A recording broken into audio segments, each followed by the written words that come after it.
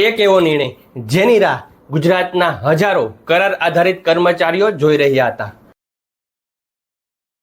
શિક્ષણ વિભાગ અને સામાન્ય વહીવટ વિભાગ દ્વારા એક એવો પત્ર જાહેર કરવામાં આવ્યો છે જેણે હજારો પરિવારોમાં ખુશીનો માહોલ લાવી દીધો છે. ખાસ કરીને આપણી પ્રાથમિક શાળાઓના એવા કર્મચારીઓ જે બાળકોને રમતગમતમાં આગળ વધારે છે. શું છે આ પત્રમાં? કયો મોટો નિર્ણય લેવાયો છે? ચાલો જાણીએ આજના આ ખાસ વિડીયોમાં, કારણ કે આ ખુશખબર સીધા તમારા ભવિષ્ય સાથે જોડાયેલી છે.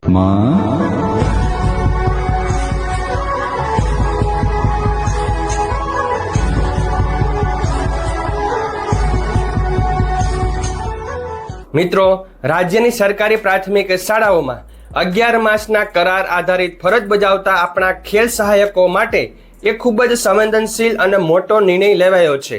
શિક્ષણ વિભાગના લેટેસ્ટ પત્ર અનુસાર હવે ખેલ સહાયકોને પણ માતૃત્વ રજા એટલે કે મેટર્નિટી લીવ નો પૂરો લાભ મળશે.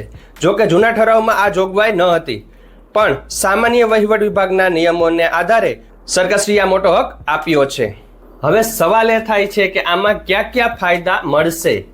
તો સૌથી પહેલી અને મોટી વાત, મહિલા ખેલ સહાયકોને 1 વર્ષની સેવા પછી પૂરા 90 દિવસ એટલે કે 3 મહિનાની પગારી માતૃત્વ રજા મળશે, જે વધુમાં વધુ 2 બાળકો માટે લાગુ રહેશે. એટલું જ નહીં, સામાન્ય દિવસોમાં પણ વર્ષની 11 દિવસની વધારાની ખાસ રજાઓ પગાર સાથે મળશે. અને હા, ભગવાન ન કરે પણ જો ચાલુ નોકરીએ કોઈ કર્મચારીનું અવસાન કે કુદરતી મૃત્યુ થાય તો સરકારશ્રી તેમના પરિવારની સુરક્ષા માટે ₹2 લાખની સહાયની પણ જોગવાઈ રાખી છે. ઘણા મિત્રોને ચિંતા થાય કે 11 માસ પૂરા થાય પછી શું?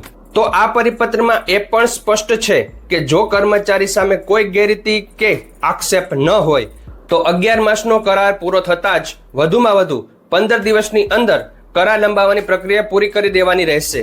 એટલે કે તમારી મહેનત અને તમારી નોકરી બંને સુરક્ષિત છે. જો કે ધ્યાન રાખજો કે આ નિયમો આઉટસોર્સિંગ વાળા માટે નથી. આ માહિતી ગુજરાતના ખેલ સહાયકો અને શિક્ષક મિત્રો સાથે જરૂર શેર કરજો અને ચેનલને સબસ્ક્રાઇબ કરવાનું ભૂલતા નહીં. Thank you very much. જય શ્રી કૃષ્ણ.